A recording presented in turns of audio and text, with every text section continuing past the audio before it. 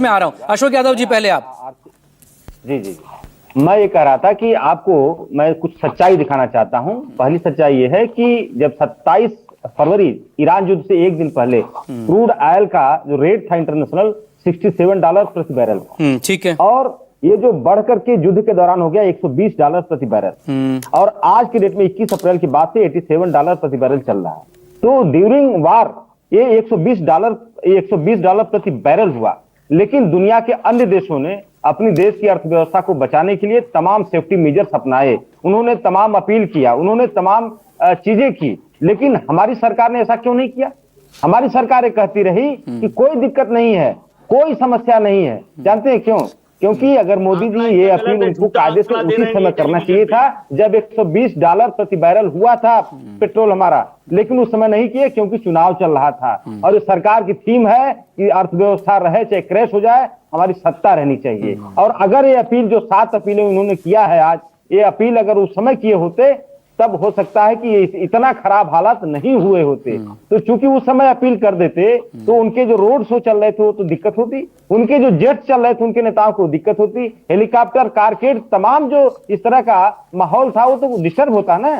तो इस तरह की चीजें की गई और उसी का नतीजा रहा कि आज मैं दूसरा आईना दिखा रहा हूं जो 27 फरवरी से लेकर के 15 मई के बीच में टॉप 5 कंट्रीज का जो करेंसी का रेट आप देख लीजिए। यूरो जो है 1.35% बढ़ा है, पाउंड जो 1.03% बढ़ा है, युआन जो है 0.72% बढ़ा है, फ्रैंक जो है 0.98% बढ़ा है, लेकिन हमारा रुपया बेचारा 5.63% डाउन हुआ है।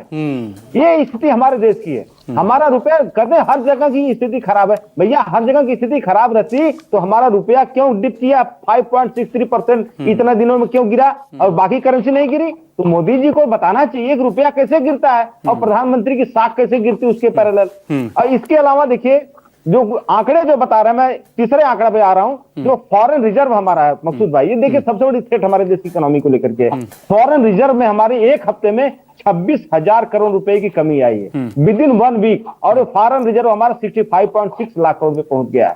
3 महीनों के अंदर, विद लास्ट 3 महीने के अंदर 3.4 लाख करोड़ का हमारा फॉरेन रिजर्व कम हो गया।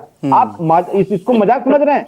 ये हमारी देश की इकोनॉमी क्रैश होने के कगार पर है और मोदी जी विदेश यात्रा पर गए। विश्वास पाठक जी, एक छोटा सा जवाब इस पर दे दीजिए, फिर मैं चिराग सेठी से बात करूंगा। जहां तक फॉरेन एक्सचेंज का सवाल है, भारत का फॉरेन एक्सचेंज रिजर्व $770 बिलियन है, 11 महीने का है।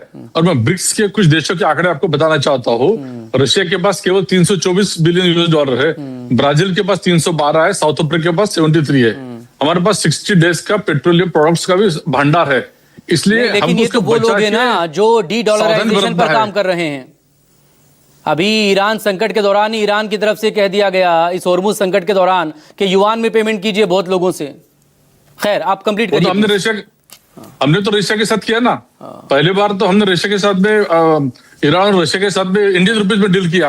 ये तो सभी लोग कर रहे हैं। मैं बता रहा हूँ हमारे पास फॉरेन एक्सचेंज का भंडार कितना है। हमारे पास भंडार सफिशिएंट है, लेकिन अगर ये युद्ध यूक्रेन और रशिया समय लंबा चलता है तो हमें कुछ सावधानी बरतना है। वो हिसाब से मोदी जी ने कुछ मेजर्स लेने के लिए कहा है। हाँ, तो ये पूछ रहा है ना विपक्ष के 75 दिन या 70 दिन से ज्यादा क्यों लग गए? मैं बताया ना, लास्ट वीक में जिस प्रकार से ये युद्ध ने मोड़ ले लिया, ये पूरा डिस्कशन वेंटिलेटर में गया। ऐसे जब उन्होंने ऐलान किया तो उसके बाद में अपने सब ये सावधानी बरत रहे।